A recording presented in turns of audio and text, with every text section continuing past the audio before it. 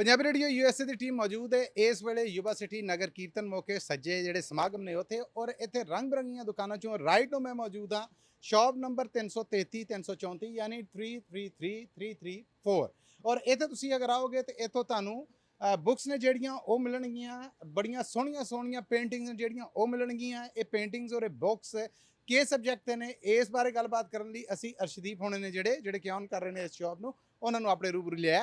ਅਰਸ਼ਦੀਪ ਜੀ ਪਹਿਲਾਂ ਤਾਂ ਸਤਿ ਸ਼੍ਰੀ ਅਕਾਲ ਜੀ, ਬਹੁਤ ਬਹੁਤ ਵਧਾਈਆਂ ਜੀ ਗੁਰਪੁਰਬ ਦੀਆਂ ਆਪ ਨੂੰ। ਹਾਂਜੀ, ਸਾਰੀ ਸੰਗਤ ਨੂੰ ਬਹੁਤ ਬਹੁਤ ਵਧਾਈਆਂ। ਵਾਹਿਗੁਰੂ ਜੀ ਕਾ ਖਾਲਸਾ, ਵਾਹਿਗੁਰੂ ਜੀ ਕੀ ਫਤਿਹ ਜੀ।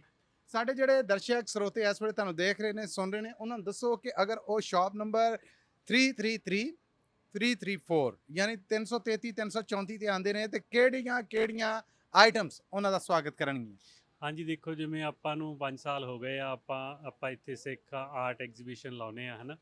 ਅਤੇ ਉੱਥੇ ਪੰਜਾਬ ਆਰਟ ਗੈਲਰੀ ਤੋਂ ਕੈਲਗਰੀ ਤੋਂ ਪਰਮ ਸਿੰਘ ਆਪ ਆਉਂਦੇ ਨੇ ਜੋ ਪੇਂਟਿੰਗਸ ਨੇ ਬਣਾਉਂਦੇ ਨੇ, ਆਰਟਿਸਟ ਨੇ। ਅਤੇ ਇਸ ਵਾਰ ਵੀ ਆਏ ਹੋਏ ਨੇ ਅਤੇ ਉਹ ਆਪਣੀਆਂ ਪੇਂਟਿੰਗਸ ਲੈ ਕੇ ਆਏ ਨੇ। ਉਹਨਾਂ ਦਾ ਜਿਹੜਾ ਵਿਸ਼ਾ ਉਹ ਹੈਗਾ ਸਿੱਖ ਹਿਸਟਰੀ 'ਤੇ ਅਤੇ ਸਿੱਖ ਇਤਿਹਾਸ 'ਤੇ ਇਹ ਜਾਣੂ ਕਰਵਾਉਣਾ ਇੱਕ ਮਾਧਿਅਮ ਹੁੰਦਾ ਵੀ ਤੁਸੀਂ ਕਿਤਾਬ ਨੂੰ ਪੜ੍ਹ ਕੇ ਇਹ ਇਤਿਹਾਸ ਸਿੱਖ ਸਕਦੇ ਹੋ।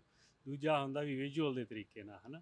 ਸੋ ਉਹ ਉਹਨਾਂ ਦੀ ਜ਼ਿੰਮੇਵਾਰੀ ਹੈ, ਉਹ ਪੇਂਟਿੰਗਸ ਬਣਾਉਂਦੇ ਨੇ ਆਪ, ਕਿਸੇ ਨਾ ਕਿਸੇ ਹਿਸਟੋਰੀਕਲ ਮੂਮੈਂਟਸ ਨੂੰ ਕੈਚ ਕਰਦੇ ਨੇ, ਜਿਵੇਂ ਤੁਸੀਂ ਪਿੱਛੇ ਦੇਖ ਸਕਦੇ ਹੋ। ਅਤੇ ਉਸ ਦੇ ਰਿਲੇਟਡ ਤੁਹਾਨੂੰ ਪੇਂਟਿੰਗ ਦੇਖਣ ਨੂੰ ਮਿਲਣਗੇ, ਕਿਤਾਬਾਂ ਮਿਲਣਗੀਆਂ ਸਾਰੀਆਂ ਸਿੱਖ ਹਿਸਟਰੀ ਦੀਆਂ, ਹੈ ਨਾ। ਸਿੱਖ ਹਿਸਟਰੀ ਤੇ ਲਿਟਰੇਚਰ ਮੌਜੂਦ ਹੈ ਜੀ। ਹਾਂਜੀ, ਕੋਈ ਵੀ ਤੁਹਾਨੂੰ ਕਿਤਾਬ ਜੇ ਨਹੀਂ ਵੀ ਇੱਥੇ ਹੋਏਗੀ ਤਾਂ ਉਹ ਮੰਗਾ ਕੇ ਦੇਵਾਂਗੇ। ਅਤੇ ਸਾਰਿਆਂ ਨੂੰ ਬੇਨਤੀ ਹੈ ਵੀ ਤੁਸੀਂ ਆਓ, ਦੇਖੋ। ਅਤੇ ਜੇ ਦੇਖਣਾ ਕਿਸੇ ਪੇਂਟਿੰਗ ਬਾਰੇ ਪੜ੍ਹਨਾ, ਉਹਦੇ ਨਾਲ ਵੀ ਹਿਸਟਰੀ ਸਿੱਖਣ ਦਾ ਬਹੁਤ ਵਧੀਆ ਮੌਕਾ ਮਿਲਦਾ ਅਤੇ ਉਹ ਯਾਦ ਰਹਿ ਜਾਂਦੀ। ਬਿਲਕੁਲ ਠੀਕ ਹੈ, ਬਹੁਤ ਧੰਨਵਾਦ ਤੁਹਾਡਾ ਅਰਸ਼ਦੀਪ ਜੀ।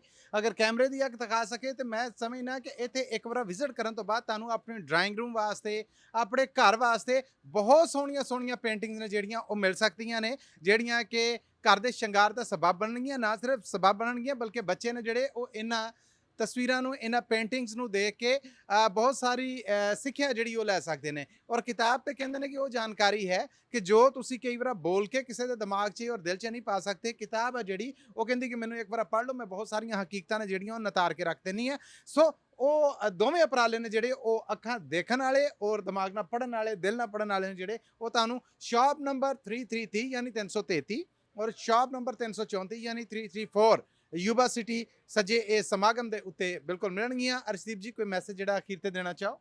ਹਾਂਜੀ, ਨਹੀਂ, ਬੇਨਤੀ ਇਹੀ ਹੈ ਵੀ ਸਾਰੀ ਸੰਗਤ ਨੂੰ ਜਿਹੜੀ ਵੀ ਗੁਰੂ ਘਰ ਆ ਰਹੇ ਆ ਦੋਨੇ ਤਿੰਨੇ ਦਿਨ, ਹੈ ਨਾ, ਆਓ ਜ਼ਰੂਰ ਦੇਖ ਕੇ ਜਾਓ, ਸਾਨੂੰ ਵੀ ਦਰਸ਼ਨ ਦਿਓ ਅਤੇ ਕੁਐਸਚਨ ਪੁੱਛੋ ਜੇ ਵੀ ਕੋਈ ਵੀ ਸਿੱਖ ਹਿਸਟਰੀ 'ਤੇ ਹੈਗਾ, ਹਨ। ਅਤੇ ਇਹ ਸਾਡੇ ਲਈ ਵੀ ਸਿੱਖਣ ਦਾ ਮੌਕਾ ਮਿਲਦਾ ਅਤੇ ਜਿਹੜੀ ਸੰਗਤ ਆਉਂਦੀ ਆ ਉਹਨਾਂ ਲਈ ਵੀ ਸਿੱਖਣ ਦਾ ਬਹੁਤ ਵਧੀਆ ਉਪਰਾਲਾ। ਬਹੁਤ ਧੰਨਵਾਦ ਤੁਹਾਡਾ ਜੀ।